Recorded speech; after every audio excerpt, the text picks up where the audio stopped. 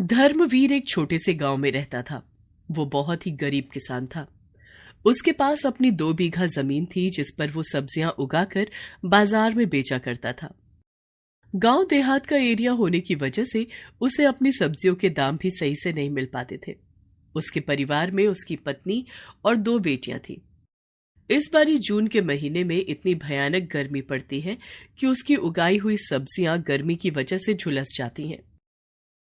पता नहीं शांता, ये मौसम हमें क्या क्या रंग दिखाएगा। आज खेतों में गया तो पहाड़ टूट पड़ा, सारे खेत की सब्जियां झुलस गई हैं। जून के महीने में एक आधी बारिश तो आ ही जाती है। नहर में भी इस बार ही पानी नहीं आया, जो वहीं से ही पानी चला देता। पता नहीं हमारी जिंदगी में अच्छे दिन कब आएंगे। ये गरीबी तो जाने का नाम ही नहीं ले रही। जिस साल सोचते हैं कि इस साल कुछ अच्छा कर लेंगे, उसी साल मौसम हमारी सारी उम्मीदों पर पानी फेर देता है।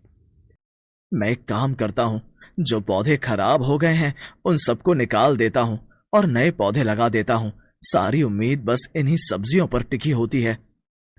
अगले दिन धर्मवीर अपने खेतों में से सूखी हुई सारी पौध निकाल देता है और उनकी जगह नई पौध लगा देता है। और फिर बहुत मेहनत से वो कुएं से पानी ला ला कर अपने खेत में पानी देता है। पर वो बड़ी जमीन थी, कोई छोटा सा गमला नहीं जिसे पानी डाला तो चल जाएगा। शाम तक धर्मवीर पसीने से चूर चूर और बुरी तरह थक जाता है। धर्मवीर, तेरा खेत कुएं से काफी दूर है। इस तरह तो तू कभी भी अपने खेत को पूरा पानी नहीं दे पाएगा, और तेरे पास तो बैल भी नहीं है जो तू हल ही चला ले।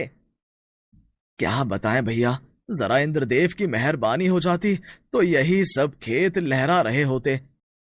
वैसे अभी कितने महीने हो गए बारिश की एक बूंद तक नहीं गिरी। जमीन भी बहुत प्यासी है, और इस तरह तू 2-2 बाल्टी में पानी लाकर जब खेत में देगा तो भला ये कैसे गीली होगी।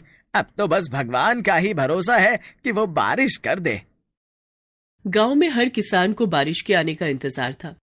जैसे ही इक्का दुक्का बादल हवा से गांव के आसमान में नजर आते, सब लोग उम्मीद के साथ टकटकी लगाकर देखने लगते, और थोड़ी ही देर बाद वो बादल रुई के फाहे की तरह उड़ जाते हैं। फिर सबके चेहरे पर मायूसी छा जाती है। एक सुबह बादलों की गड़गड़ाहट, बिजली चमकने से धर्मवीर की आंख खुलती है। वो बाहर जाकर देखता है तो मौसम बहुत सुहाना था। बारिश किसी भी वक्त आ जाती। उसके चेहरे पर खुशी आ जाती है। वो जल्दी से शांता को उठाता है।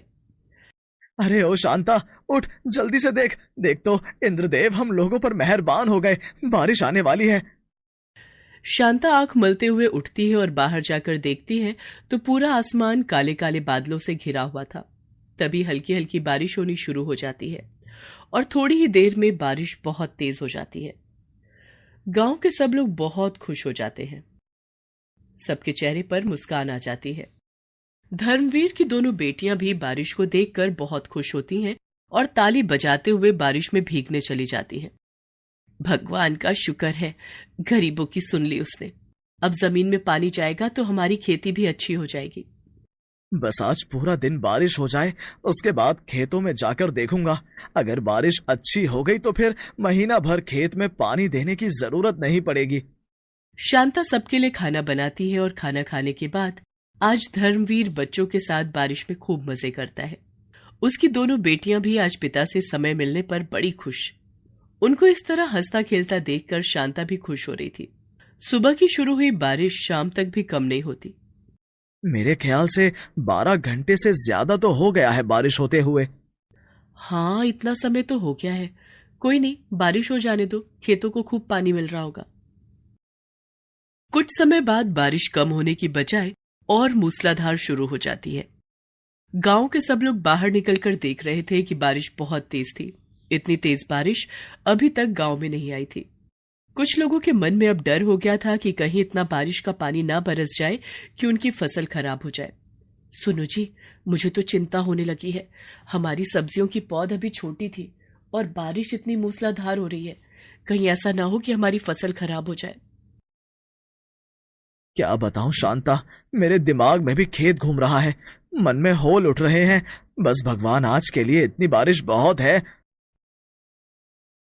गांव में हर घर में यही हाल था। सब लोग आसमान की तरफ देख रहे थे। जहां कल तक सब गांव वाले बारिश होने की प्रार्थना कर रहे थे, वहीं अब सबको अपने खेतों में खड़ी हुई फसल के खराब होने का डर सताने लगा।